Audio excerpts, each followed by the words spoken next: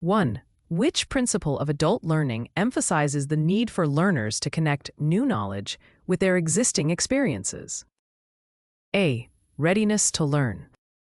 B. Experiential orientation. C. Reinforcement theory. D. Passive observation. 2. In curriculum development, which step comes immediately after conducting a needs assessment? A. Selecting instructional methods. B. Establishing learning objectives. C. Designing evaluation tools. D. Delivering content. 3. Which communication barrier occurs when the instructor uses excessive technical jargon beyond the learner's understanding? A. Semantic noise. B. Psychological noise. C. Physical noise. D. Channel overload. 4. When mentoring, the act of modeling professional behavior for a mentee is best described as A. Direct feedback. B. Role modeling. C. Constructive criticism. D. Goal alignment. 5. Which evaluation method best measures long-term retention of knowledge? A. Written test. B. Oral questioning. C. Follow-up performance assessment. D. Immediate recall quizzes.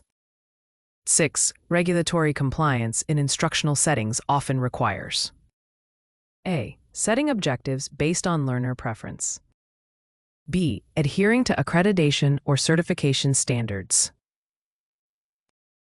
C. Allowing flexibility in all testing formats.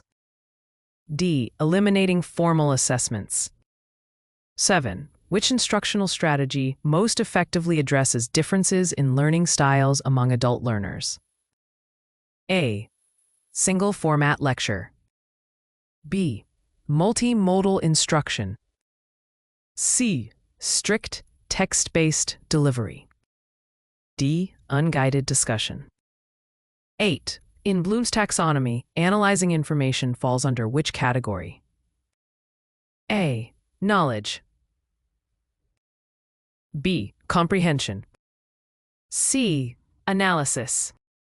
D. Application. 9. A key characteristic of formative assessment is A. Occurs at the end of instruction. B. Provides grades for certification. C. Guides ongoing instruction. D. Measures compliance only.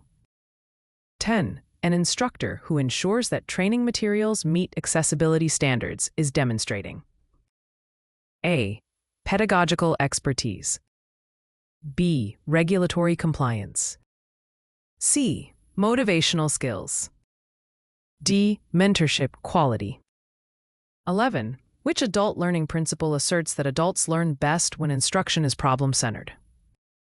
A. Self-concept. B. Orientation to learning. C. Motivation to learn. D. Prior experience. 12. The process of comparing actual performance with expected standards during evaluation is known as A. Benchmarking. B. Feedback analysis. C. Performance appraisal. D. Gap analysis. 13. In communication theory, the person decoding the message is referred to as A. Sender. B. Receiver. C. Channel. D. Encoder. 14. Which mentoring approach focuses on helping the mentee explore solutions without providing direct answers? A. Directive mentoring. B. Facilitative mentoring. C. Prescriptive mentoring. D. Evaluative mentoring. 15. Which type of objective specifies measurable learner outcomes? A. Broad goal. B. Behavioral objective. C. General intention. D. Informal expectation. 16. An instructor avoiding personal bias during assessments is applying which evaluation principle? A. Validity. B. Reliability.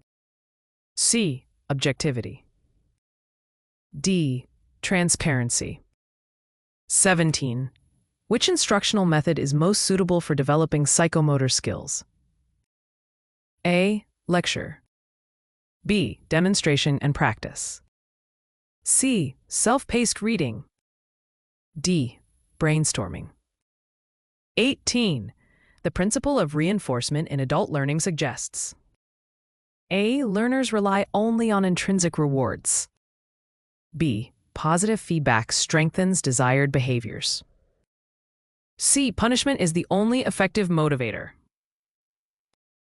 D. Repetition has no impact on learning. 19. A critical factor in curriculum alignment is ensuring: A. Content matches learner interest only. B. Objectives, instruction, and evaluation are consistent. C. Evaluation methods precede instructional design. D. Delivery methods remain constant. 20. Which communication skill is most important for detecting misunderstandings in real time? A. Public speaking. E. Active listening. C. Written clarity. D. Nonverbal imitation. 21. During mentoring, setting SMART goals refers to: A. Specific, measurable, achievable, relevant, time-bound. E. Simple, manageable, accurate, realistic, tested. C. Structured, measured, adaptable, reliable, timely. D. Strategic, motivational, actionable, results-based, tangible. 22. Which type of evaluation is most appropriate for determining overall program effectiveness? A. Diagnostic evaluation. B. Summative evaluation. C. Formative evaluation. D. Informal observation. 23. Adult learners' motivation is most often driven by: A. External pressure. B. Relevance to personal or professional goals. C. Instructor charisma. D. Peer expectations. 24. The process of breaking down course content into manageable learning units is called: A. Sequencing. B. Assessment. C. Standardization. D. Validation. 25. Which factor most directly influences message retention in adult learners? A. Length of instruction. B. Learner engagement. C. Instructor's qualifications. D. Number of visual aids. 26. Mentorship that focuses on developing both professional and personal growth is termed: A. Holistic mentoring. E. Technical mentoring. C. Instructional mentoring. D. Task-based mentoring. 27. Which instructional approach is most effective for promoting critical thinking? A. Rote memorization. B. Case study analysis. C. Dictation. D. Passive reading. 28. When aligning curriculum to regulatory requirements, the instructor must ensure: A. Learners design their own outcomes. B. Compliance with mandated standards. C. Strict adherence to outdated methods. D. Elimination of summative testing. 29. Which evaluation principle ensures results are consistent when assessments are repeated? A. Reliability. B. Validity. C. Authenticity. D. Transparency. 30. Which adult learning theory emphasizes self-directed learning and autonomy? A. Behaviorism. B. Constructivism. C. Andragogy. D. Cognitive load theory. 31. A feedback method that balances positive reinforcement with constructive criticism is called: A. Feedback loop. B. Sandwich method. C. Directive method. D. Passive feedback. 32. Which instructional material best supports visual learners? A. Audio recordings. B. Graphs and charts. C. Group discussions. D. Role-playing exercises. 33. The primary role of formative evaluation is to A. Certify learner competency. B. Support instructional improvement. C. Satisfy external regulators. D. Provide summative grades. 34. Which communication technique enhances clarity by summarizing the learner's response? A. Active listening. B. Paraphrasing. C. Questioning. D. Repetition. 35. The most critical first step in developing an instructional program is A. Designing final exams. B. Identifying learner needs. C. Choosing textbooks.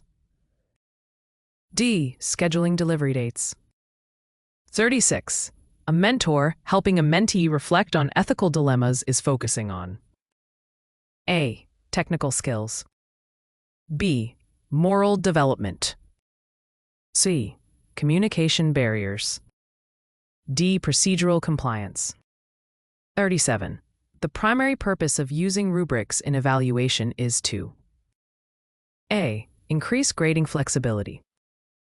B. Provide standardized assessment criteria. C. Replace objective testing. D. Simplify curriculum development. 38. Which factor most influences adult learners' willingness to participate? A. Relevance of learning. B. Instructor's authority. C. Peer competition. D. Availability of handouts.